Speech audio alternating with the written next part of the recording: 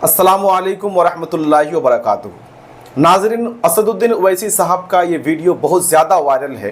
Social media पर हर कोई इसको देख रहा है, शेयर कर रहा है और इस पर अमल करने की कोशिश कर रहा है, क्योंकि इस वीडियो में असदुद्दीन ओवैसी साहब ने ऐसी बातों का खुलासा किया है कि जिसको हर शहरी को देखना चाहिए, सुनना चाहिए और उस पर अमल करना चाहिए।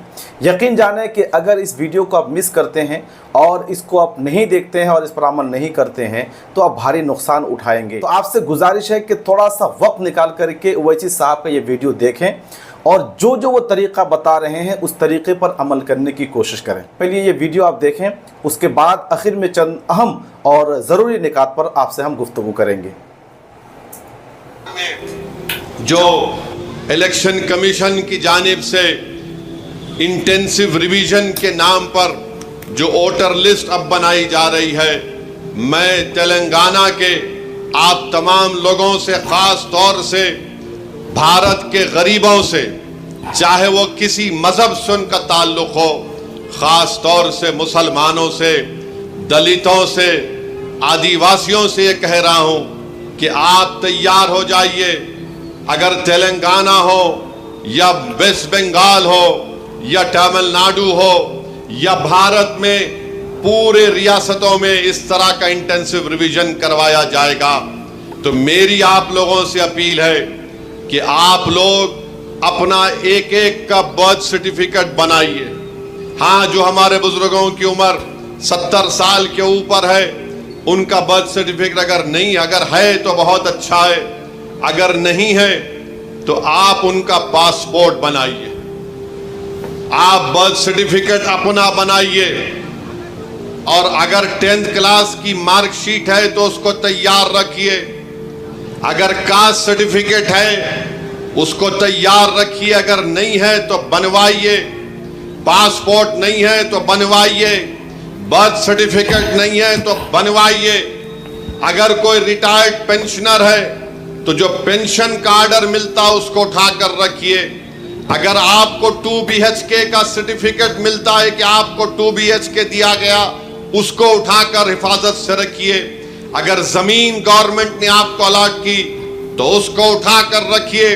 अगर आप गवर्नमेंट के मुलाजिम हैं या थे, उसका ID कार्ड उठाकर रखिए, क्योंकि याद रखिए मेरी इस बात को कि अब जब इंटेंसिव रिवीजन हो रहा है तो इलेक्शन कमीशन ने जो हिदायतें BLOs को दी हैं बिहार में, उसमें यह कहा गया कि अगर इलियास साहब के घर पर कोई 3 मरतबा BLO चला जाएगा और 3 मरतबा किसी जायज वजह से इलियास साहब अपने घर पर मुकीम नहीं होंगे तो BLO उसकी इत्तला ERO को और AERO को देगा।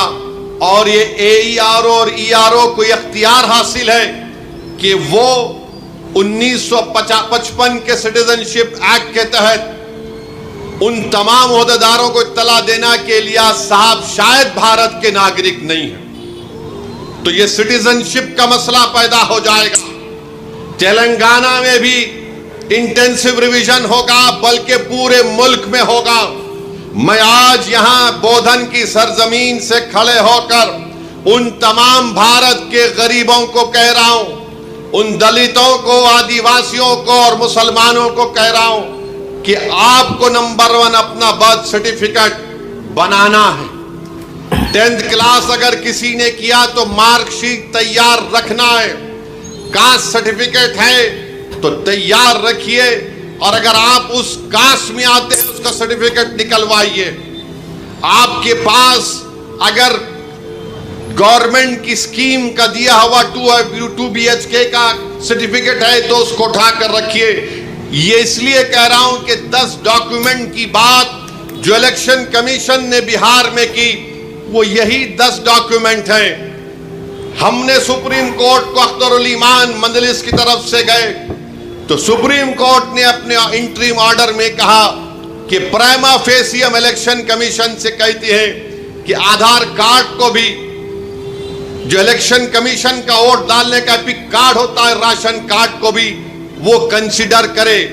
तो ये जरूरी है, याद रखिए, जब तेलंगाना में या आपके किसी रियासत में ये इंटेंसिव रिवीजन होगा तो आप लोग परेशान होने की जरूरत नहीं, अभी वक्त है। पासपोर्ट बना सकते, दबा के पासपोर्ट बनाओ। बिल्कुल। बर्थ सर्टिफिकेट नहीं है तो बर्थ सर्टिफिकेट बनाओ। कास्ट सर्टिफिकेट है, यह नहीं है, आप आते हैं उस कास्ट में तो उस कास्ट सर्टिफिकेट को बना के रखो। याद रखो मेरी इस बात को, अगर आपका नाम वोटर लिस्ट से निकल गया तो मोदी को सबसे ज्यादा खुशी होगी। बिल्कुल सही बात। क्यों खुशी होगी? क्यों खुशी होगी बताता हूं मैं आपको। आपका नाम जब तक वोटर लिस्ट में रहा, जैसा हम अब मोदी से सवाल कर रहे हैं, बताओ गरीब गरीब क्यों होते जा रहा और दौलतमंद क्यों हो रहा है, तो मोदी ये नहीं चाहते कि कोई उनसे सवाल करे। अगर नौजवानों तुम्हारा नाम वोटर लिस्ट से निकल गया तो तुमको इख्तियार हासिल नहीं होगा भारत के प्रधानमंत्री से पूछने के लिए कि क्यों बेरोजगारी मेरा मुकद्दर बन गया। और जिस तरीके से बार बार ये कहा जा रहा है कि फुला इलाके में बांग्लादेशी है, फुला इलाके में रोहिंग्या म्यांमार के लोग हैं, फुला इलाकों में नेपाली लोग आके बस गए, ये सब तैयारियां की जा रही हैं। मैं आपको जिम्मेदारी से बाखबर कर रहा हूं। सही बात। ये जज्बात में लाने के लिए, ये डराने के लिए नहीं कह रहा हूं। ऑन रिकॉर्ड कह दिया गया कि पूरे भारत में इंटेंसिव रिवीजन होगा। और तेलंगाना में जो लास्ट इंटेंसिव रिवीजन हुआ था, मेरे ख्याल से अगर मेरा हाफिजा सही है तो 2007 में या फिर 2002 में हुआ था। मगर ये चीज की तैयारी करके रखिए।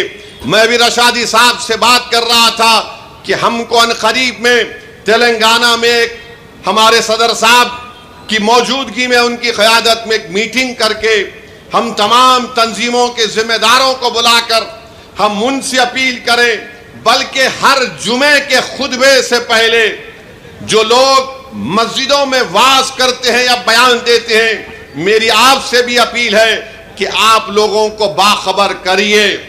ये साजिशें की जा रही हैं। कल तुम्हारा नाम वोटर लिस्ट से निकल गया तो वोट डालना तो दूर की बात, कोई आकर तुमसे कहेगा कि अपनी शहरियत साबित करो। फॉरेनर्स ट्रिब्यूनल को भिजा दिया जाएगा, उसका भी एक प्रोसीजर है। पहले एसपी बॉर्डर को बोला जाएगा, एसपी बॉर्डर लेटर लिखेगा मिनिस्ट्री होम अफेयर्स को, वहां पर 3 ऑफिसर की दस्तखत के बाद आपका मुकदमा चलेगा। यानी आप अपने रोजगार से महरूम। सबसे ज्यादा बड़ी चीज यह है कि आप अपनी इज्जत से महरूम हो जाएंगे। सही बात। लोग आपको उंगली उठाकर बोलेंगे अरे इसका नाम वोटर लिस्ट से निकल गया, ये भारत का शहरी नहीं है। इसीलिए आप याद रखो, अभी से मैंने जो बात कही उस पर अमल करने की कोशिश करिए। मेरे दुश्मन बहुत हैं, मुझसे इख्तलाफ करने वालों की भी तादाद बहुत ज्यादा है, क्योंकि भारत के अगर कोई लैला है तो उसका नाम असदुद्दीन ओवैसी है। मुझसे बहुत चाहने वाले हैं, मगर उसकी परवाह मत करो। मैं तुमको बाखबर कर रहा हूं, मैं आपको बाखबर कर रहा हूं। बहुत जरूरी वो तूफान आने से पहले हमको तैयारी कर लेना चाहिए। साजिश करने वाले की साजिश में उसको नाकाम करने के लिए हमको आज से तैयारी करना पड़ेगा। 100% इसकी तैयारी हमें करनी चाहिए। तो देखा आपने किस तरह से ओवैसी साहब ने पूरे हिंदुस्तानियों को, बिलखुसूस मुसलमानों को ये आगाह किया कि हमें आने वाले फितनों की तैयारी करनी होगी। जो हमारे खिलाफ साजिशें चल रही है, उन साजिशों को नाकाम बनाने के लिए अभी से हमको मुकम्मल तैयारी करनी होगी। लिहाजा अभी भी वक्त है कि अगर किसी के पास बर्थ सर्टिफिकेट नहीं है तो वो बना लें। इस तरह से पासपोर्ट बना सकते हैं तो पासपोर्ट बनाएं। और जो भी कागजात, अभी अपनी पूरी वीडियो में देखा कि मुकम्मल तौर पर उन्होंने सारे डॉक्यूमेंट्स के बारे में बताया कि हमें क्या क्या बनाना चाहिए और क्या क्या तैयारियां करके रखना चाहिए। तो इस पर हमें अमल करना होगा। उन्होंने ख़ास तौर पर आसाम और बंगाल का भी नाम लिया है। हम चूँकि बंगाल से बिलोंग करते हैं, इसलिए बंगालियों से हम ये कहना चाहेंगे कि जो अगला स्टेप है वो बंगाल है, क्योंकि इससे पहले जो है बिहार में चूंकि अब इलेक्शन होने वाला है, वहाँ ये इंटेंसिव रिवीजन जो है वो लागू कर दिया गया है। अब आए दिन वहाँ के वीडियोस देख रहे होंगे किस तरह से वहाँ के लोग परेशान हैं, चाहे वो हिंदू हो, मुस्लिम हो, दलित हो, आदिवासी हो, हर कोई परेशान है। हर एक को अपनी शरीयत साबित करनी होती है। दूसरा अगला जो स्टेप है वो बंगाल और आसाम है, क्योंकि मुकम्मल पूरी हुकूमत की नज़र जो है वो बंगाल और आसाम पर टिकी हुई है। उन लोगों का ये मानना है कि अक्सर बंगाली जो है वो बांग्लादेशी है, अक्सर जो आसामी है वो बांग्लादेशी है। इससे पहले आप सुन चुके होंगे कि आसाम में डिटेंशन कैंप बनाया गया है। डी वोटर्स को, जिसके नाम के आगे डी लिखा हुआ रहता है, और डाउटफुल वोटर कह लीजिए, या उसके बारे में सरकार को ये शक है, डाउट है कि ये हिंदुस्तानी है कि नहीं है, उसके नाम के आगे डी लगा देते हैं और उसको डिटेंशन कैंप में डाल दिया जाता है। वहीं पे जो है वो रहते हैं और फिर वहीं पे मर जाते हैं, या फिर उसको बांग्लादेश भेज दिया जाता है। तो अगला जो स्टेप है वो बंगाल का ही है। बंगाल चूँकि उनकी नज़र में है और इसके बारे में शुरू से ही बयानबाजियाँ होती आई है कि बंगाल में डी वोटर्स बहुत ज़्यादा है, बंगाल में घुसपैठी बहुत ज़्यादा है, बंगाल में अक्सर जो है वो बांग्लादेश के हैं। इसलिए हमारे बंगाली भाइयों से मेरी गुजारिश है कि अगर किसी के पास इस तरह से दस्तावेज़ात नहीं हैं तो आप अपने घर में डॉक्यूमेंट्स को लेकर के एक जायज़ा लें, उसकी छानबीन करें, देखें कि कौन कौन से डॉक्यूमेंट्स आपके पास है और कौन से नहीं हैं। जो नहीं है उसको बनाने की कोशिश करें और जो है तो उसको संभाल कर रखें, क्योंकि बंगाल में जो है बहुत बुरी तरह से इस एक्ट पर अमल किया जाएगा। नाज़रीन, बहुत सारे लोग कहते हैं कि ये इंटेंसिव रिवीजन एक्ट जो है ये क्या है, तो आपको बता दें कि इसका मतलब होता है, इंटेंसिव रिवीजन का मतलब जो चीज़ें, जो दस्तावेज़ात आपके पास है, उन दस्तावेज़ात की बड़ी गहराई के साथ और बारीकी के साथ नज़रसानी की जाएगी कि हकीकी माना में आप हिंदुस्तानी है कि नहीं है। जो कागज़ात आपके पास है वो कागज़ात सही है या नहीं है, और आपको अपनी शहरियत साबित करनी होगी, सिटीजनशिप साबित करनी होगी कि हम वाकई हिंदुस्तान के हैं, हिंदुस्तान में पैदा हुए हैं और हिंदुस्तानी हैं। इसलिए ना ये एक्ट लगाया गया और इस एक्ट पर काम भी शुरू हो चुका है। जैसा हमने देखा और अखबार में पढ़ा भी कि जुलाई के महीने के शुरू या आखिर में इस पर बंगाल में जो है कार्बन होने वाला था, ये नाफिजुल अमल होने वाला था।